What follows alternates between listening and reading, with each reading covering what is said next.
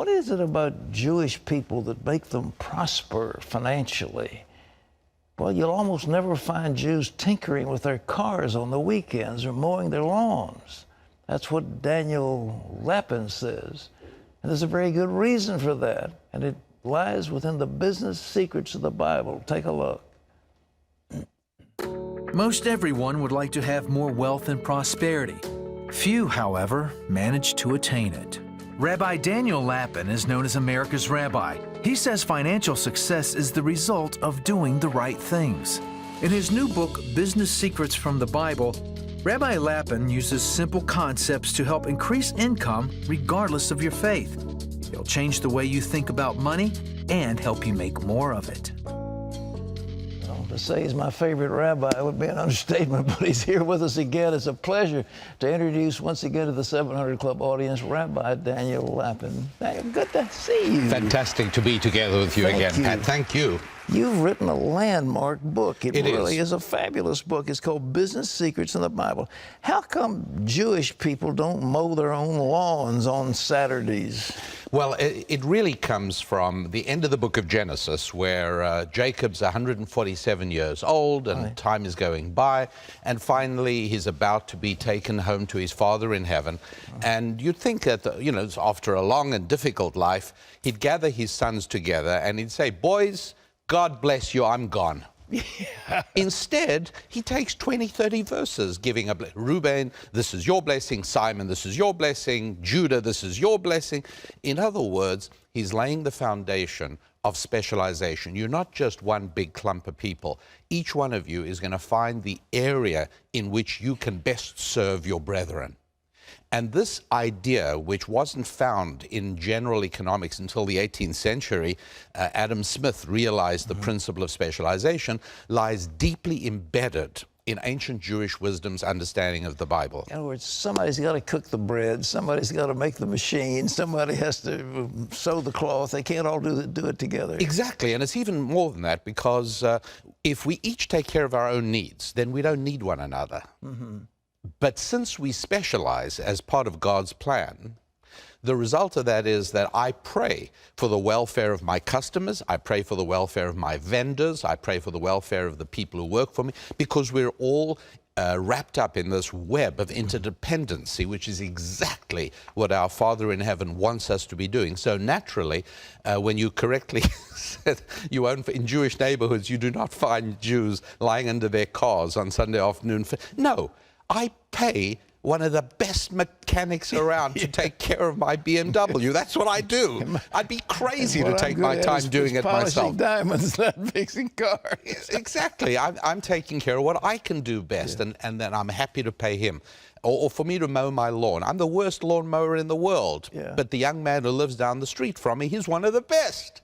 And he's happy to do it, I'm happy. And so it's really important that each one of us finds our highest and best way to serve our fellow human beings, which is another way of taking care of God's other children. And that's why we speak of customer service and worship service, because one of the ways of worshiping our Creator is by taking care of his other children. Is that one of the principles of Jewish finances, to look after your customers and to be one of the great secrets? And again, I present 40 secrets in this book, which is, it's not a book about investing, because investing, you really got to have some money. It's not a book of getting out of debt, because you want to get out of debt, you speak to my friend Dave Ramsey. But this is about making more money. This is about saying, you know what, this year I want to make twice as much money as I made last year. Not 100 times, not 50 times, twice as much. Is that a biblical concept, making money? Making money? Yeah. Let me put it this way. If a young person came to you and said, look, I can't decide what to do. I either want to go into politics, actually they don't say that, I want to go into public service. I always distrust occupations that need a euphemism. Have you noticed? Right. Public service, or I'd like to go into business and make a lot of money. Who is better for America? Who's better for you? Who's better for me? When somebody tells me he wants to go into public service or politics, I think to myself, 10 more fingers in my wallet.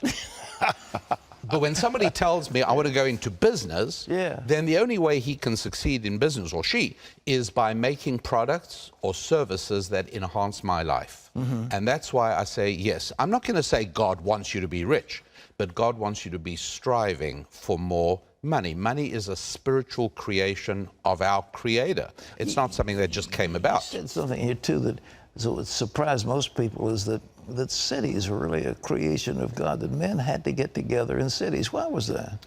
Well, that's exactly right. We find that after Cain kills Abel, God gives him the punishment of isolation from people, basically. You're always going to have to keep traveling, and things you plant won't grow. And finally he realizes, and so he names his son Enoch. And so he took one life, he shows that he's atoned, he shows God that he understands, he brings a new life into the world, Enoch. In Hebrew, in the Lord's language, yes, Enoch means I'm educated, education, I've got it, I caught on what I did wrong. And now he builds a city, what, for 3 human beings? Well, that's not the point. You know, build it and they'll come. A city is a glorious place. A city is where you've got the best of everything. Sadly, you can also have the worst of everything. If you build your city without God in a godless manner, you'll have massive problems. But a city built basically as people like Cotton Mather and some of the great Christian leaders of colonial America, the city on the hill. If it's that kind of a city, a godly city, it's a city where everybody can make more money than they can anywhere else. You find these principles in Hebrews. I know one thing in your book, you talk about, of course, the word for hand is yad, and you said a friend is yad yad. Yes, of course. Well, tell us about that. Well, what's interesting about that is that it's curious how throughout Western civilization, and Western civilization sprang from the pages of the Bible. I mean, obviously, what we think of as the West is the creation of God's book, basically God's message to mankind. Right. And it's funny that the symbol or action of friendship is shaking hands. Right. Why isn't it rubbing elbows or, you know, noses. Or noses? Yeah, I mean, like, what's with hands? And one of the fallacious explanations which I've debunked is that, oh, well, this is because when people used to meet on the road, if they shook hands with one another, then they couldn't be reaching for their sword.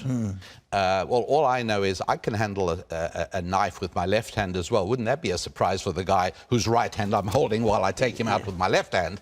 It's nonsense, complete nonsense. No, the reason is because in the Lord's language, which people used to all know, I mean, Hebrew was widely understood.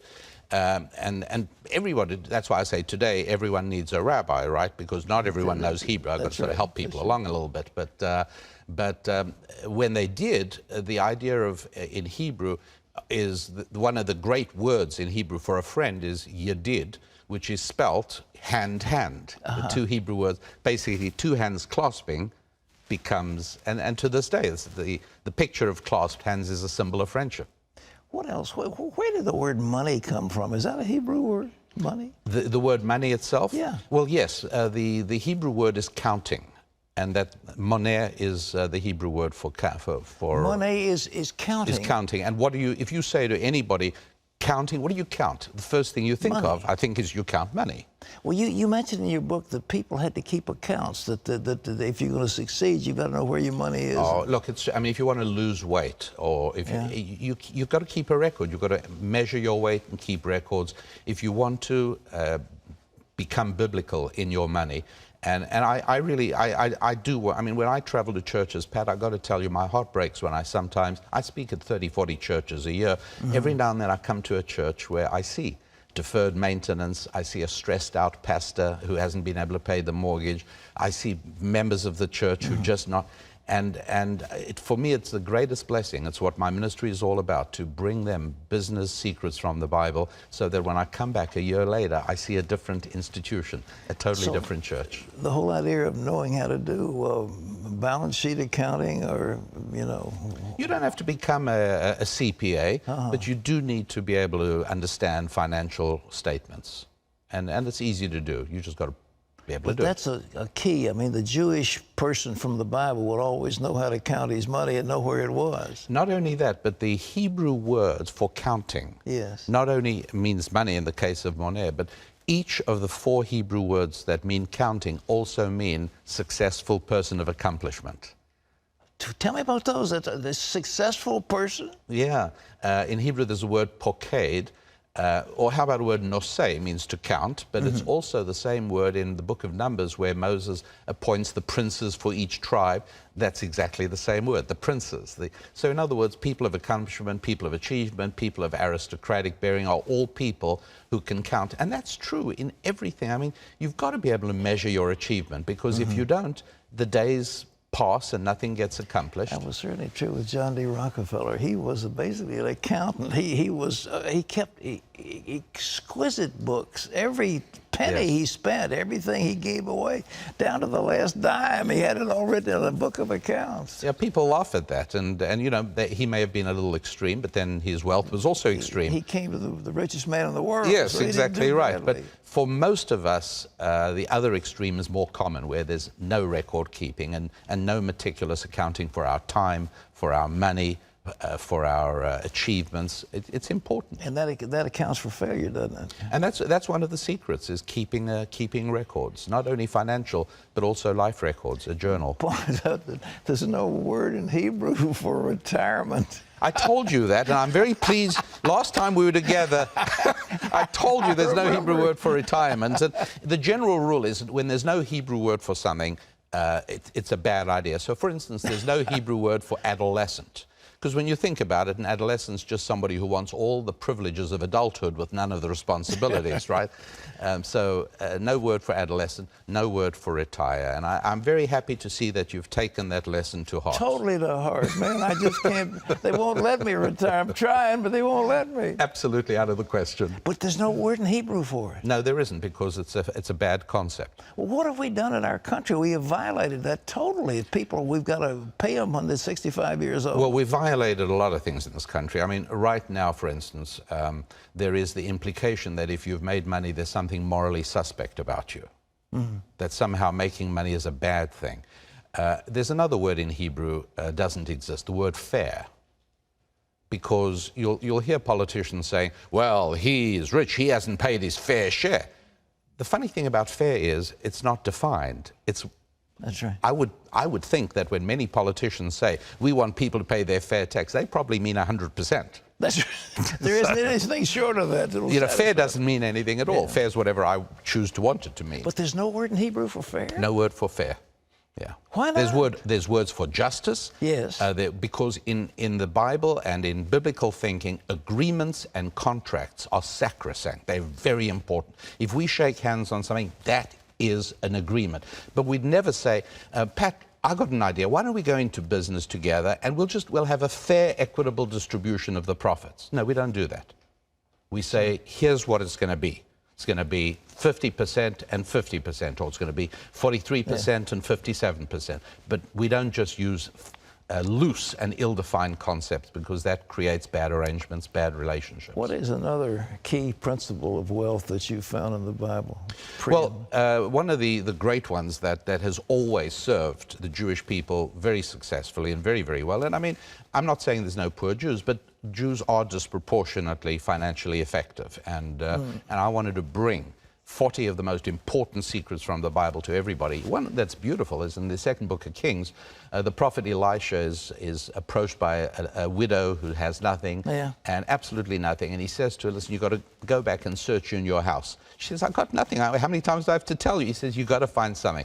So she finds one teensy-weensy little jar of oil. Right. And then he says, okay, this is going to work. And she says, now go borrow 50-gallon oil drums from everybody, thousands of them, right? And she becomes the first oil tycoon in the Middle East. Now, this is a miracle. Yeah, it's an absolute miracle. That's right. Once it's a miracle, why couldn't Elisha have poured oil out of his thumb? I mean, God can fill thousands of barrels of oil from a thumb just as easily as from a little bottle of oil. Yet he made this poor widow go back and search until she found, because each and every one of us has a bottle of oil inside her. We have that tiny little reserve we overlook, something we think is insignificant. She said, I got nothing. He said, go back and search. Little bottle of oil. Oh, that's very significant. You got to have something inside you. Every one of us has that little spark of potential. That's why it's oil. Oil contains energy. God packed chemical energy into oil. We've got that inside each and every one of us. That is the kickstart of our own economic miracles. What is the modern state doing to violate God's principles and destroying itself in the process? What are they doing? You have an hour or two to spend on that? Well, let's make believe you're Adam Smith and you wrote your book in 2 pages. What?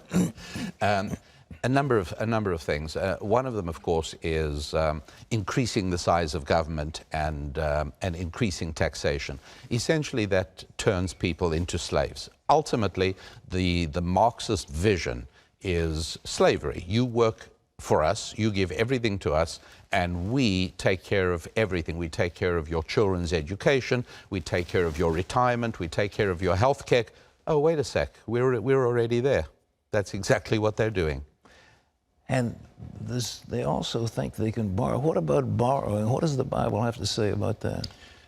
Needless to say, a very bad way to go about doing business. It's a very bad way to try and build a sustainable economy, whether it's an individual or a family or a nation. The borrowing is immoral. It's essentially taking from people who are not yet born. But then many of the people who are doing that are really fairly comfortable with taking a lot of things from the unborn, sure, including their lives. Is this book available? Wherever? That book is absolutely available. Where can one get copies? You can get them anywhere that books are sold. You can also, my website, which can be found on your website, is youneedarabbi.com. All right, it's available there as well. It's a fantastic book. You ought to get it if you want to learn how to keep money, make money, and do the biblical way. It's called Business Secrets of the Bible, and Daniel Lapin.